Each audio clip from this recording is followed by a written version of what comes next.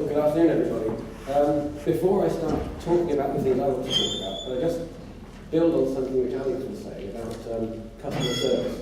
And I was talking to a guy called Patrick Dempsey about a year ago. At that time, he was running Premier Inns. I'm sure you all know Premier Inns. They're a budget hotel chain.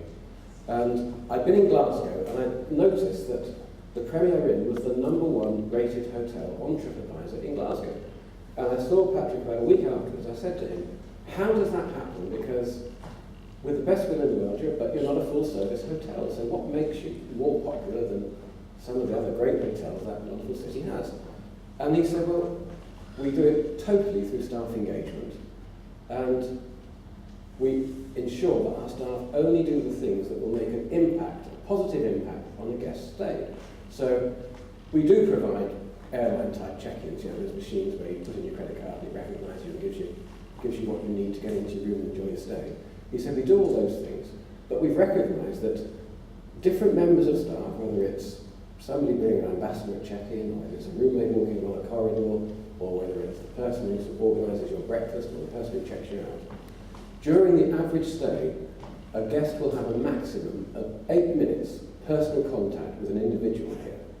And everybody who might be in that position, which is everybody who works for us, understands that they have an opportunity in those 8 minutes to make a difference to their stay, whether it's giving them advice about things to do today, whether it's giving them directions, whether it's just asking them what they're doing and just engaging. And that message has got across so comprehensively that it's deeply embedded in that hotel company's culture. And I think whether you are a budget hotel or whether you're an upscale hotel, recognising that there are those limited opportunities to make a difference to a guest stay are vital. So I'd just like to throw that in before I move on to what I want to talk to you about today, which is about the year of learning, and I'll explain that in a second. Tony said some very kind words about the Institute of Hospitality. Like him, I've been a member of it for 40 years, and I recognise, now that I'm running it, or before I was running it in fact, I recognise that what it's done for me over the years, and what it's done for Tony and for many others, is great, and we continue to do things for people of our generation. But other generations, as they come through, need different things. You want to receive your information in different ways. You need different types of support. And the three things which the Institute really strives to do is, #1, to provide a link between education and the industry. So we've always done that, and please God, we always do. It's tremendously important to have that engagement. The second thing is that we recognise that every day is a school day, and it builds on what I'm going to be talking about in a second. When you are in your career, your world will continue to change so fast that throughout your career you're going to need continued professional development. There's lifelong learning for all of us, whatever sector of the industry, whatever sector of any industry you find yourself in. We live in a fast-moving world. It's going to move faster. That's the one thing you can bank on. And the third thing is, we're a body of individuals. Our members aren't companies. Every member is an individual. And part of what we do is helping each individual, partly through that CPD, partly through helping people recognise their goals and giving them opportunities and signposting career options to help everybody who's a member to achieve their full potential. So that's the commercial for the Institute. And I do hope, as Tony says, when you leave study and enter work, you'll see a benefit in joining the Institute. But what I want to talk about, when Philip contacted me a while ago and asked if I could come and talk today, at that time we were kicking around ideas in the office about 2016, and we've called 2016 the year of learning. And I think as I talk through this afternoon, you're going to understand why we've done that, because I think our industry is at a tremendously exciting time at the moment, and I think you're entering it at perhaps one of the best points to enter it. For many years there are so many good things happening, but there is also a frightening rate of change. And I think we've called this the year of learning because we recognise that everybody is going to have to do a lot to get their heads around it. Now, how many of you are graduating this year? Can I see a show of hands? Okay, and graduating in the future? After this year? So a lot of people this year. Postgrads? Any postgrads here? Yeah? Your brain-looking ones in the front. And so you're entering the industry at a tremendously exciting time. And I'm going to start by giving you a bit of good news. which is, of all the industries there are, ours has one of the most optimistic outlooks in the world. Did you see this quote from the guy at IKEA last week about we've all got enough stuff now? And it's true. My parents, your grandparents, were all about acquiring things, all about having stuff. And very quickly these days you acquire all the stuff you need. And what people really want, and what inspires people, the reason people are working now, is not so much to get a new TV, because they're kind of almost disposable things these days. It's about experience. And I think that the great thing is that if I want to celebrate a family birthday, if I want to go and enjoy a destination, that experience, that thing I want to do, is going to be impacted and improved by somebody giving good hospitality to me. If I'm travelling on business, I want good hospitality. I want to have my experience managed by somebody who knows what they're doing. So I think our industry has a tremendous opportunity. It really is of the time now. I bought my car on the internet. The first time I saw it was the day I went to pick it up. People buy their groceries on the internet these days. You can do so many things there. What you can't do is have quality time with your family. You can't experience, the sun setting over the Taj Mahal, or see what they've done at the Royal William Dockyard. You can't do these things without being there. And so our industry has tremendous opportunities. It already accounts for virtually 10%, 9.8% of the world's GDP. So 9.8% of the whole economy of the world is driven by hospitality and tourism. And the forecast is that that's going to grow by 58%. So it'll become much larger, it'll be 14-15% in 10 years' time. And already, of the people working in the world, 1 in 11 is in a job in hospitality, which I think is a remarkable thing if you think, how many people there are working in the world. So the good news is that you're entering our industry at a time when it is buoyant, at a time when it is very forward-looking and positive. There's tremendous investment in it, and tremendous career opportunities. That's the good news. I think the bad news, if I can give you that, is that there's an awful lot to get your head around. There's whatever sector you find. How many people are aiming at going into hotels? Can I? Yeah. Cruising? Yeah. Other sectors of hospitality? How many of you have looked at hospitality now and think, well, I'm enjoying the course, but that ain't for me? Really? Well, I hope you can change your mind by the end of today. But that, the problem is, of course, the challenge is it's such a wonderful course to do that it equips you for so many things in life. But assuming you go into hotels, you're going to find that on one level, nothing's changed for 2,000 years since Jesus was a boy. There's still the whole process of hospitality and staying places and being there. But everything has changed. In the last 15 years, the ownership model of hotels has changed dramatically. So there's private equity in it, there's pension funds, there's all sorts of things. Hotel companies, things we think of as hotel companies, no longer own hotels, which you may think, well, so what, how does that affect me? And the truth is, it affects pretty much everyone. I'm sure Tony can talk about this because he's got very close experience of it, that you end up, when you're working in the hotel business, with two bosses. You've got the brand and you've got the owners, and they don't always necessarily completely agree with what you should be doing, and it presents challenges. You've got a situation where in the last 15, 20 years, the way that everybody interacts with hotels has changed enormously. So, you receive your bookings these days either directly or via a third party on the internet. The opportunity to directly engage with clients prior to their arrival is much less than it ever was before. I've heard it said many times that TripAdvisor is the most trusted brand in hotels now. I don't believe that, but I know that virtually everybody will look at TripAdvisor to check out where they're staying. But the routes to market, the ways of engaging with your clients, are very different from the ways they used to be, and they're evolving. And I'm quite sure that in 10 years' time, business will be pouring into hotels in ways which we can't even envisage today.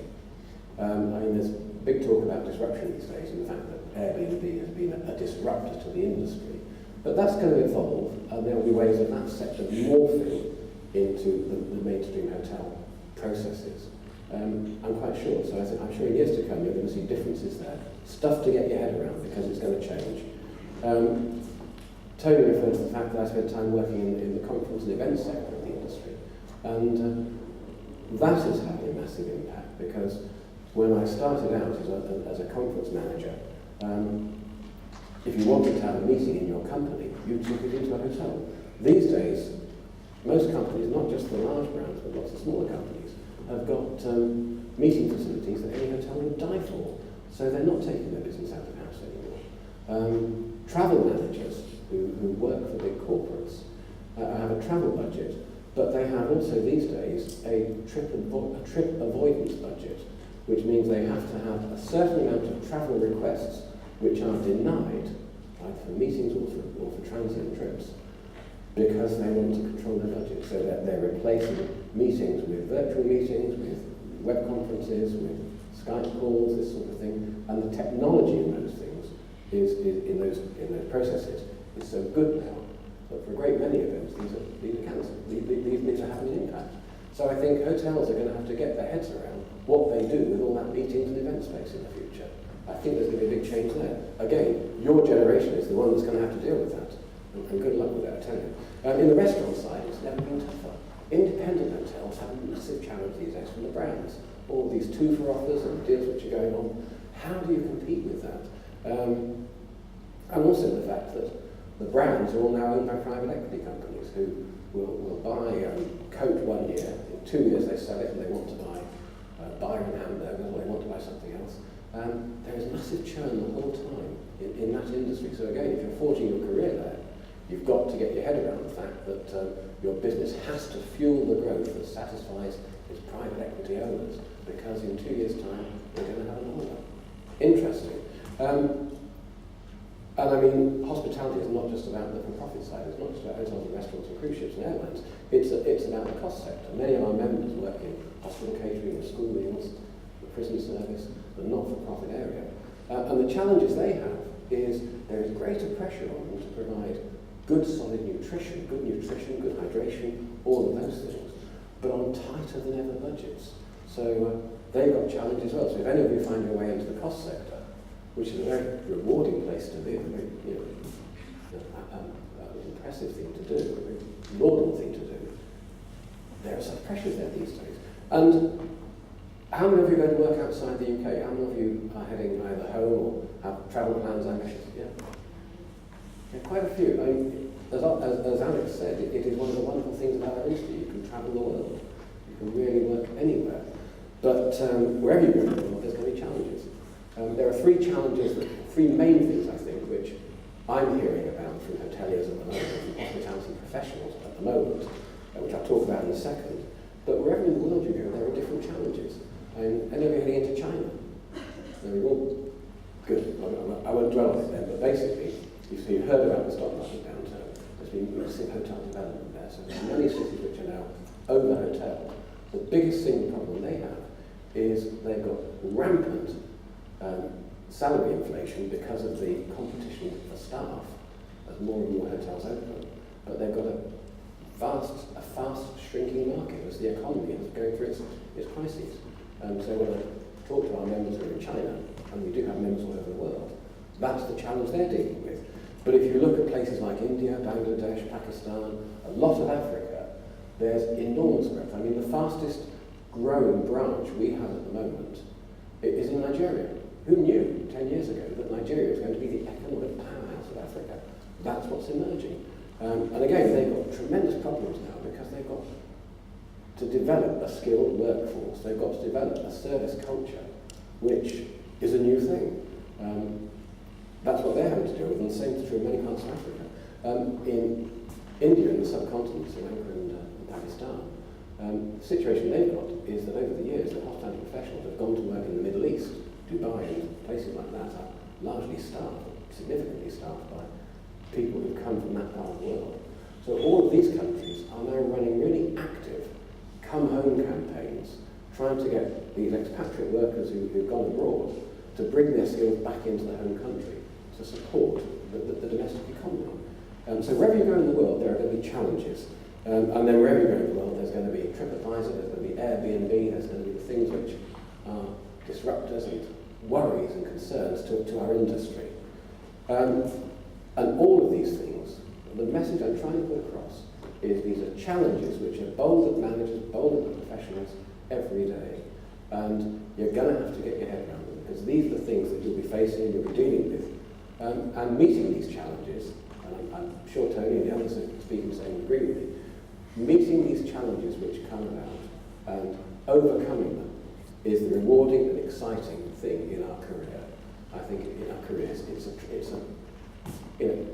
a sense of achievement if you feel that when you leave the industry, you leave something behind and better and is different because of your little contribution to it. So that's really one of the key things I want to say. There are challenges, there are some things which you think of and think, my God, how are we ever going to scale that mountain? But it'll be scaled, it'll be overcome, and the overall progress and the energy behind driving our industry forward will give you the energy, give you the impetus, and give you the confidence to meet these challenges as they get bowled to you. But I referred a second ago to the UK, and can anybody guess what the three things which, when I talk to, well, let's say hoteliers, when I talk to hoteliers, what are the three things they're mainly saying are concerning them at the moment? Anybody want to shout anything out at me? Can I just click on to the next slide? Living wage? Living wage going up? Living wage, 1 of the 3. Okay, 2 more please. Sorry? I'm sorry? Terrorism? No, that would be number 4, unless they is a grave worry, but no, that isn't one of the things. But the other 2 that I was going to talk about, the other things I'm hearing about all the time, the living wage, the apprenticeship levy. Have you come across this one? Okay, yeah. Is that the difference between traditionally where you have an apprenticeship where they'd be on like £2.80 for something ridiculous now, but they sign into it, whereas now it's like they're trying to up the wage and they can't get the apprenticeship schemes to like can't get enough people to do them. Partly that's not it, but that is one of the challenges, that there has to be a greater reward to apprenticeships now, and it's more regulated than it used to be. The apprenticeship levy affects every business whose whose salary bill is more than £3 million. It will be a 5% levy on that salary, so it's a 5% tax on your total salary bill, which, if you do the maths, it's a lot of money. A 5% increase in your salary bill for most companies is, and Danny's shaking his head there, is not a good thing, is it, Danny? It's. You've got an 18 million payroll. Well, do the maths, folks. It's scary. And the way the apprenticeship levy works is big businesses are putting 5% of their salary bill into a pot. You could call it a tax. That is then paid back to businesses who organise apprenticeships. And it's obviously a way to stimulate the apprenticeship economy. And every large employer that I talk to is now looking at this and saying, well, how can I create the number of apprenticeships that I'll need so that I can, A, grow my next generation of talent, I'll come on to that in a second, and also, how do I get my 5% of 18 million back, because I really don't want to see it going out of the door without coming back to me. How can I best manage this situation? And it's a major, major issue. The national living wage, most people say it's going to be between 3 and 5% of their payroll. And of course, it doesn't just affect the low-paid people, because in an organisation, when you put somebody's salary up at that level, you've got to put them up right the way through to maintain differentials. And that's a challenge in its own right. So again, the national living wage is going to have an impact of, as I say, between 3 and 5%. So how do you get around that? And what people are saying is, well, I'm going to have to run my business smarter. I'm going to have to be smarter at how I organise my rotas, my shift arrangements. I've got to look at my processes so that they can be as efficient as they possibly can. And hospitality, if you think about it, is about grilling processes, none of which is mind-blowing, but they all have to be done consistently well. And how can I better manage, how can I better organise those processes? That is a management challenge. How can I be sure that a cup of cappuccino that is served at 8 in the morning is as good as one that is served at 8 in the evening or 3 in the morning? You know, how can I be sure that when somebody comes into my establishment, they have that consistency? What can I do with my processes? And the truth is, if you're paying people more, you're going to need to get more out of them. So you're going to have to upskill people. You're going to have to give them more flexibility in what they do, have them doing more things, working faster, working smarter, working better. It's all about training and development. So getting around the national living wage, because you're not going to pass that 5% on to your clients, is going to be about getting more from people by upskilling them, by investing in them, and hopefully by doing that, you are paying them more, you're investing in them, you'll reduce your labour turnover, which in turn will reduce costs because the cost of replacement is significant. And I think that is one of the exciting challenges. Scary, and I'm sure it keeps Danny and others awake at night. Sorry, I'm picking on you, I'm sorry. But it keeps them awake at night. But these are the exciting challenges that you're going to be facing. As I say, with the apprenticeship levy, mitigating cost is going to be what businesses, what managers, you tomorrow are looking at doing. How can you see that money go out the door and then come back in again? And in amongst all of this, the third thing, which is concerning our industry greatly, is the recruitment shortfall. You've seen the figures on this, haven't you? Are you aware of the figures on this? I'll show you them now. These are from People First, and basically the answer, their research is that by 2020 we will be short of 2022, we'll be just shy of 1 million people short. Now, these are vacancies which are unfilled. There's no way of seeing how they're going to be filled at the moment. And it's coming about mainly because we're losing people, partly because we have an ageing population and the demographics of people working in our industry, a lot of people are going to retire. But also we're going to be losing people to other industries, we're going to be seeing people leave. The attrition rate is too high. So of that 993, there's 100,000 new jobs. 870 replacing existing positions, of which 70,000-80,000 of those are management jobs.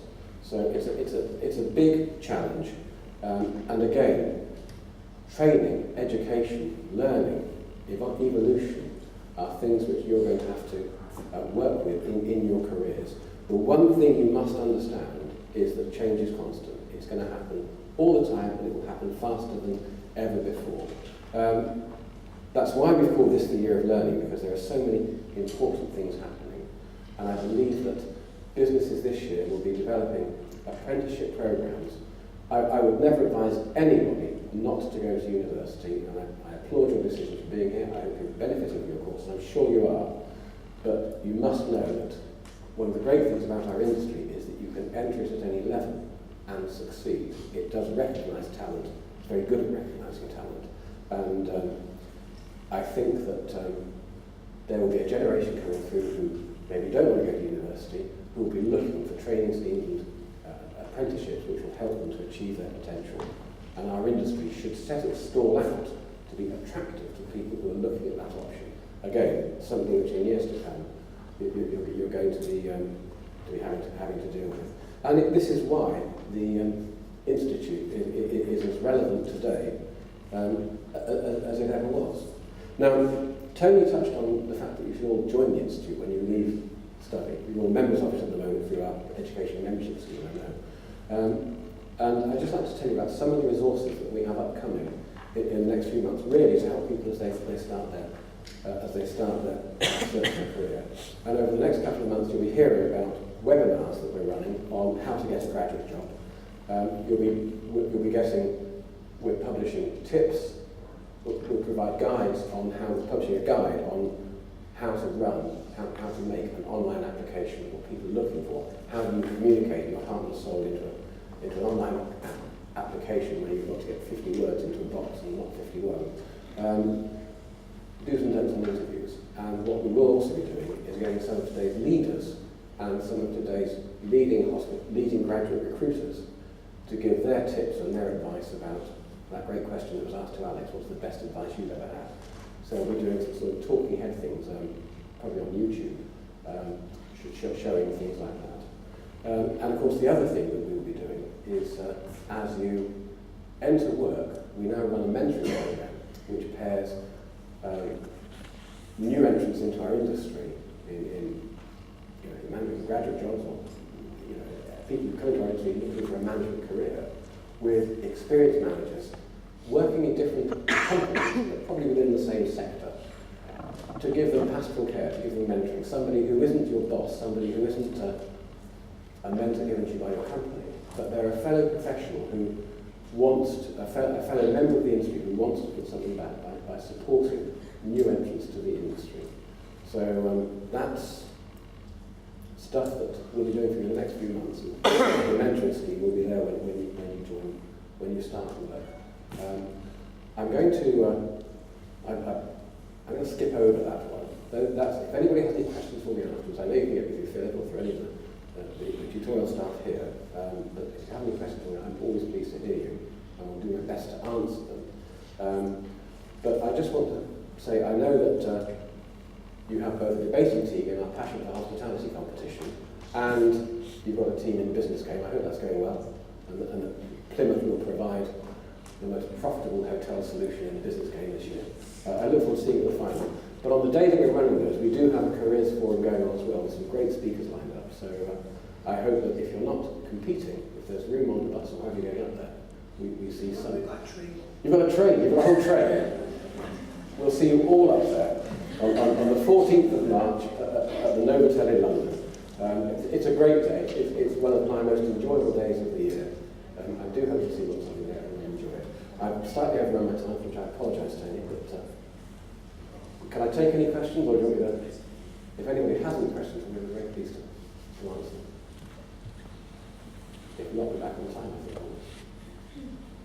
No? Okay, thank you very much indeed.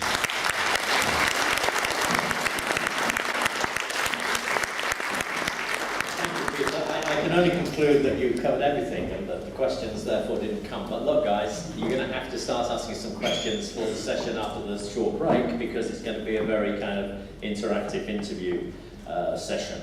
Thank you, Peter. It's very enlightening, and I think what Peter demonstrated there not only was some of the challenges that you're going to face, but he also demonstrated that the Institute of Hospitality is very well geared up to help you deal with those challenges. I can assure you, 20 years ago, never mind 40 years ago, you would not have had a presentation from anybody from the Institute of Hospitality which contained the numbers, which contained the direction on to go, or contained how they can actually help you. I was so impressed I'm going to sign up for the next 40 years if I make it.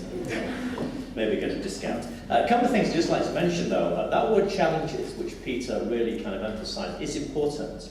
And I used to do a session here at Plymouth, and still do occasionally, about managing change. And I always begin it with a slide which says, change is the only constant, which was a quote by Karl Marx. And it's, those of you that heard the lecture are probably bored already, but it's a good way of starting it. But you see, I think you guys have a really big challenge, because not only are you going to deal with change, you are going to have to deal with change, not like we did, because change has now happened so fast in our business with technology.